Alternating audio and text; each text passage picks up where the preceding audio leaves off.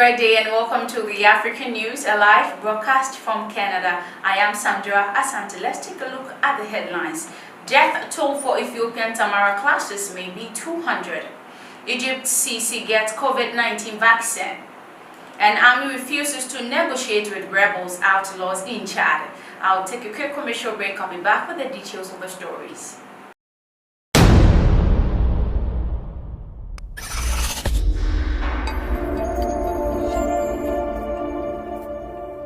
You're welcome back from the break. Now to our first story. Ethiopia's chief ombudsman says the number of people killed in recent clashes between the country's two largest ethnic groups may be as high as 200. Earlier reports said about 50 people had died in fighting between the Amhara and the Oromos in the northern Amhara region. The ombudsman Ndali Haley said nearly 330,000 people had been displaced by the violence. He said about a quarter of the houses in town of Ataye has been burned down. Much of the fighting has been in a zone within the Amhara region, which is mainly populated by the Oromoros. Earlier in the week, Ethiopia declared a state of emergency in parts of the state. Questions are being asked about whether elections due in June will take place. Several areas of the country are being torn apart by violence, especially the northern region of Tigray, which has been at war for the past 6 months. We now go to Chad, and Chad's ruling military council has rejected an offer of ceasefire talk with rebels. It has been fighting since the unexpected death of President Idris Deby. The military council took power earlier this week after Mr. Deby was killed during clashes with rebels. Headed by Mr. Deby's son, the council said it would oversee an 18-month transition to election. Opposition politicians and rebels have condemned the army takeover as a coup. Mr. Deby, 68, has just won a presidential election when the army announced on Tuesday that he has been fatally wounded in a battle with rebel fighters in the northern Kadem region of the country in Central Africa. The rebels, known as the Front for Change and Concord in Chad, with a short form of FACT, swept down for the north on election day, demanding an end to Mr. Deby's 30-year-old rule.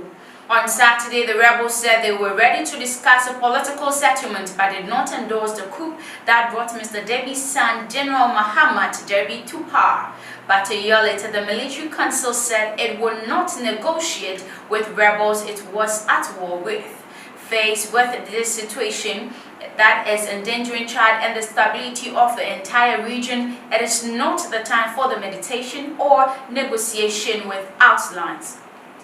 Military Council spokesman Azim Benabao Aguena said in a statement, they are rebels, which is why we are bombing them. We are waging war, that's all. Mr. Aguena said some of the rebels had fled with neighboring Niger. He urged authorities there to facilitate the capture and bringing to justice of these war criminals. He said the leader of FACT, Muhammad Ahmadi Ali, was sought for war crimes in Libya, where his rebels group has an active presence. The group was formed in 2016 with the goal of overthrowing the government of Chad, which has been linked to fighting in Libya's most recent wars. The military council is under pressure to hand over power to a civilian transitional government as soon as possible. The African Union Peace and Security Council voiced grave concerns about the military takeover, while France and regional powers are pushing for a civilian military solution. Mr. Deby was buried on Friday in a state funeral attended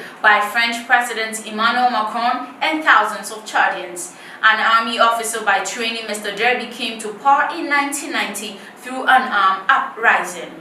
He was a long-time ally of France and other Western powers in the battle against jihadist groups in the Sahel region of Africa. We now go to Egypt. An Egyptian President Abdel Fattah al-Sisi has received his COVID-19 vaccine as part of a national vaccination campaign. The presidential spokesman posted the news on the official Facebook page on Sunday with a picture showing Mr. Sisi taking the jab. The spokesman, however, did not specify which vaccine Mr. al-Sisi has received. Egypt launched its nationwide inoculation campaign on 24th of January using the vaccine developed by Chinese pharmaceutical firm Sinopharm. The country has also approved the use of AstraZeneca vaccine, which is being made in India as Covishield. This comes as the country has been witnessing a steady increase in COVID-19 cases during the past weeks. This is where I draw the curtains on African News. I am Sandra Sandhu. Thank you so much for watching.